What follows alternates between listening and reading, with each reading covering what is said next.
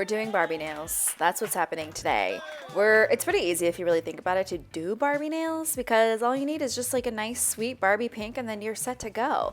But today, it was funny. I was like, oh, maybe we'll do extensions. Maybe we'll do like square extensions because I don't know. Anyway, let's do square extensions. And then she came in and she was like, surprise, my nails are actually really long. So we're just going to work with her natural nails and go from there. So first step is I took her natural nails and I spritzed my little lint-free wipe with alcohol acetone mixture just to make a nice little cleanser, just to get any excess oils or like lotion or skincare stuff off the nail before I really start like prepping the nail, because I don't want to rub all of those oils into the nail just because it could cause adhesion issues and cause lifting in the future, and we don't want that. So that's all I'm doing. Next step is I push the cuticles back. So I expose all of the dead skin and make room for my cuticle bit. So that's all I'm doing here.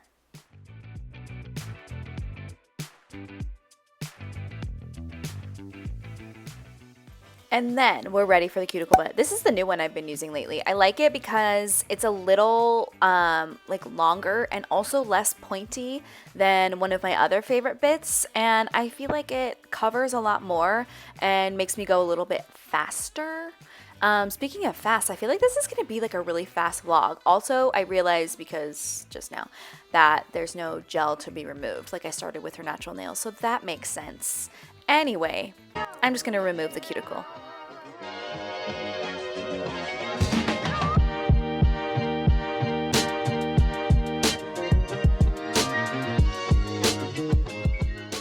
And also, if you're new here, my name is Katie Masters, also known as Nail Thoughts on Instagram and all the other social media platforms. Definitely subscribe if you're into nail salon vlogs, nail art, doing my nails, nail expos, anything nails. I also have a gel line collaboration with the Japanese gel company cutest, so that's all you need to know. Anyway, continue.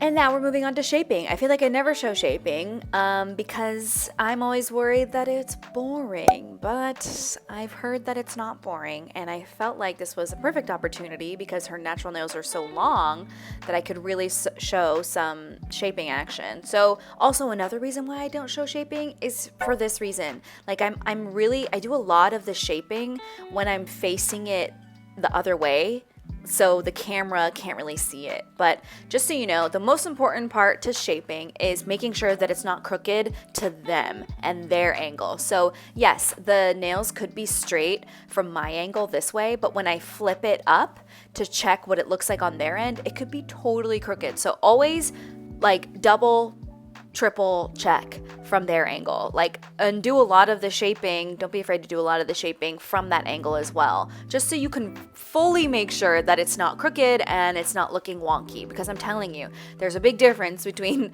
the way it looks to you and the way it looks to them. So once I'm done with like the shape, I also take that file and I rough up the surface of the nail. And again, I say rough, but it's not like crazy, like I'm not going super hard. It's literally just a gentle buff to make the surface nice and matte. Gel hates smooth and shiny surfaces, so you really want to make sure that there's no shiny stuff left over. And then I take my buffer, and it's kind of like a rough, I keep saying that, a rougher buffer. Ooh. It's a little bit of a rougher buffer, so it's not like super smoothing. So I always take that right after and buff any of the like little pokies that might be sticking up from the when I filed the surface of the nail. I hope this is making sense. I am just blabbering on. So that's just everything that you're going to be seeing me do while I shape and prep the rest of the nails.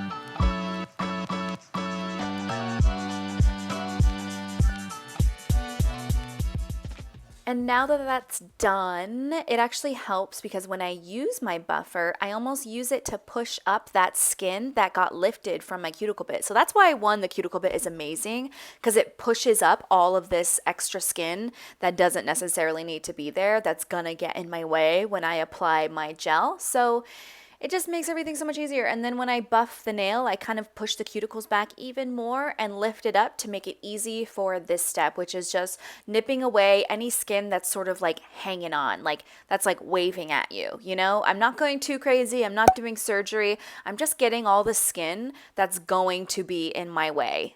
And just also be really mindful. Obviously, this is just based on like experience, and the more you experience this, the more you understand. But if there's any sort of like leftover skin that's on the nail, you'll see me push back the cuticles a lot like during it because I'm trying to get any extra dust, any extra piece of skin off the nail, because what happens is when you go to apply base coat, if there's any trace of like a piece of skin left on the nail and the gel touches it, I mean, game over. The gel loves to attach itself to like any sort of thing that's on the nail. So what happens is it'll touch it. The second it touches it, it will flood that whole area. It'll start flooding your cuticle area if it's there. It'll start flooding the sidewall area if it's there. So just be careful, because what happens is if it does end up curing on the nail, on the actual finger, I mean, because of the skin, that's the manicure that will grow out and get caught in your hair.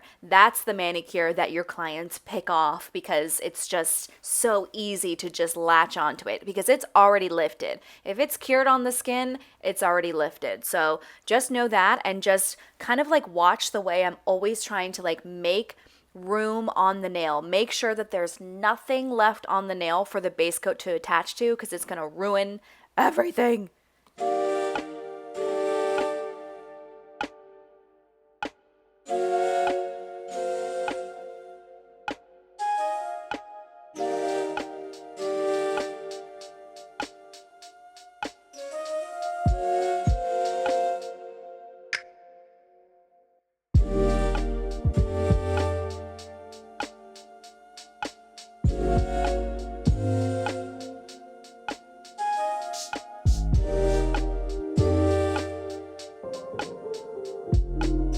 Now we're done. That was the prep work. It would obviously take so much longer if there was gel removal. Not so much longer, but it would probably take a lot longer if there was gel to be removed. But yeah, the gel or the nail is nice and clean now. And all I do is I take my same alcohol acetone little cleanser mixture and I spray it on my nail brush. You can also like put it on a lint-free wipe, but I find that the nail brush really gets in there, especially in that cuticle area, and gets and scrubs away all of the dust again, because I don't want any dust. I want nothing. And it's a little bit faster than the lint-free wipe.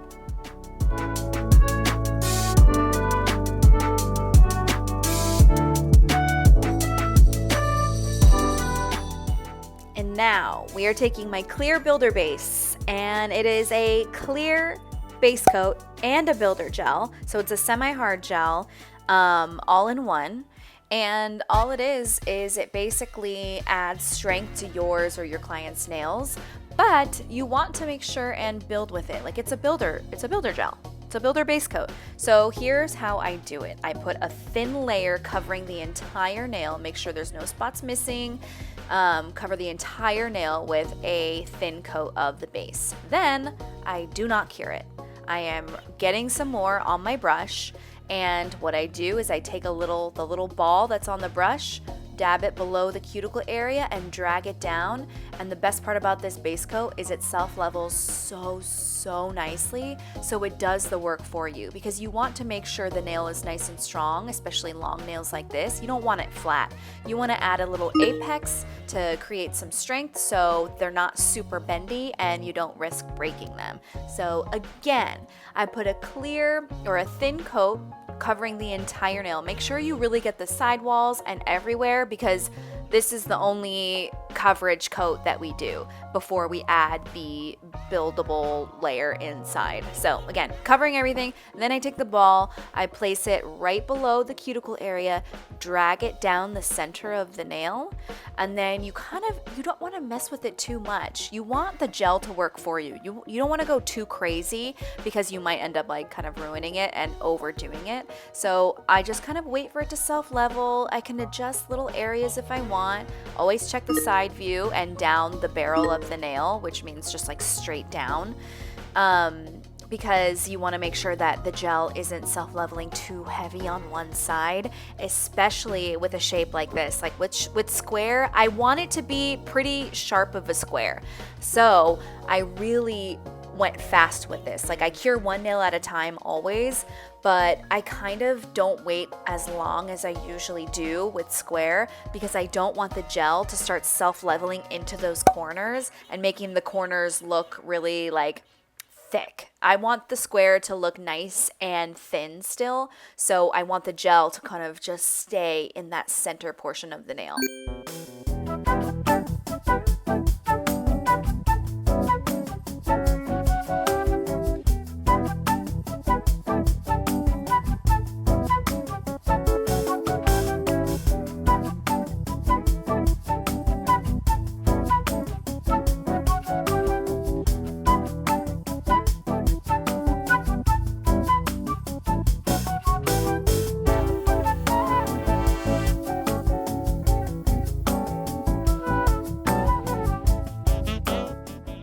Here's the final result after I built it. Look at the line of light and how even it is. There's no, like when you really check the line of light, if there's like little ridges, the light will kind of tell on you.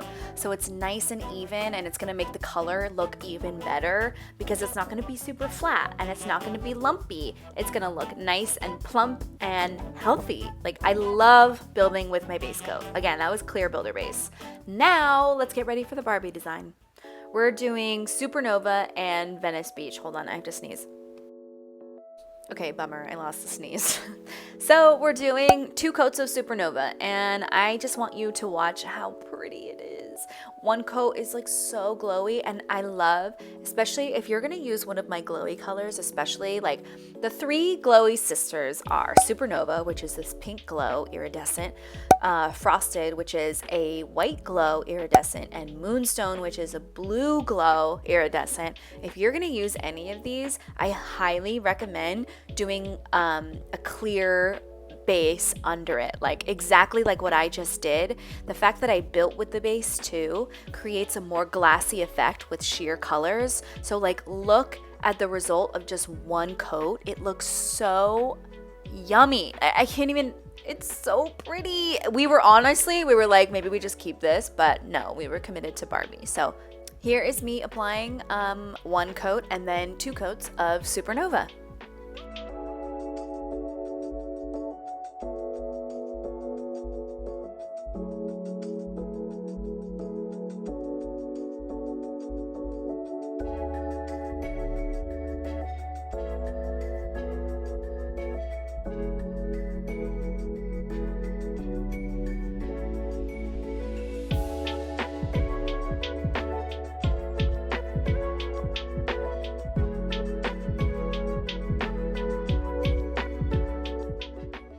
So I forgot, as I was putting the second coat on Supernova, I didn't show you the first coat, but I apply it on the pinky, and then I was like, oh wait, shoot, I want to show you guys. So here is what 1 coat of Supernova looks like on top of a built up clear builder base.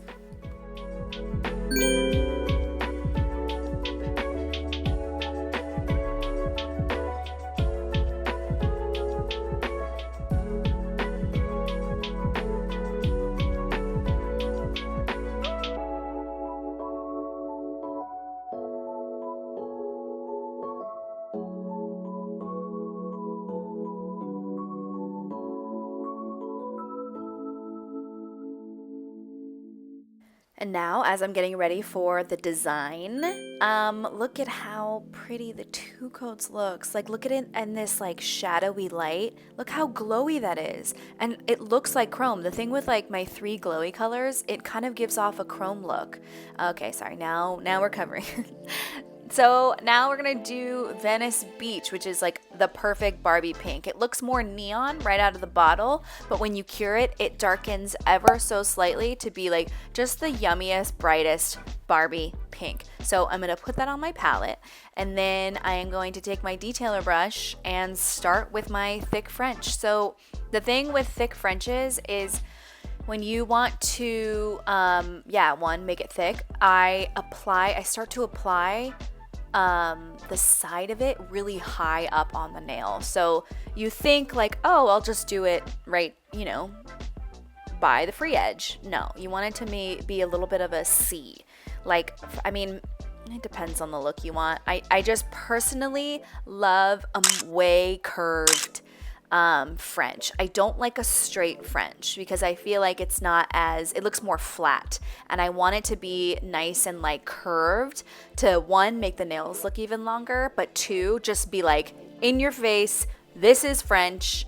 I am a French tip. I am a Barbie French tip. So just keep an eye out if you have a hard time with French tips. Just keep an eye and watch how high I place the first side, how high I place the sides of the French, and then how far I bring it down. And yeah. And the final note I'll give is it's also very similar to when I shape the nails. So when I start to apply the French, when I do kind of that first line and it really starts showing as a French, I flip the nail again to look at their angle to make sure that everything is nice and straight and there's no sort of little, divots or anything. So again, same with shaping, just always check the way it looks from their angle as well.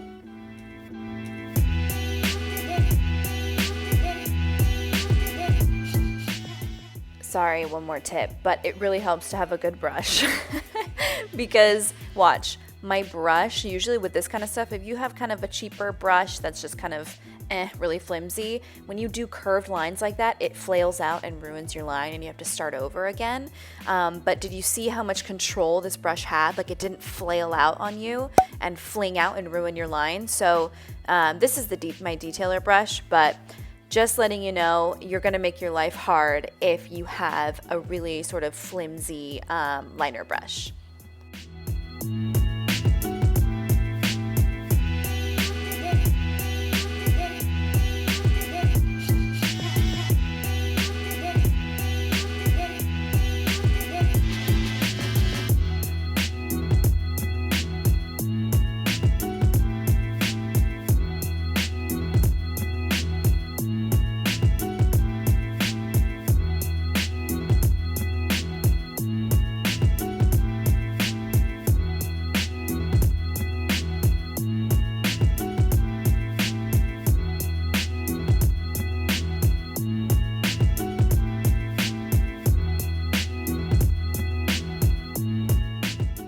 And finally, I ended up doing 2 coats of the pink. I didn't need to, but I just wanted to make it extra poppy just in case I left any not streaks, but it was just thin in some areas and I just wanted to make it just boom, perfect. And then I put top coat on and we were done.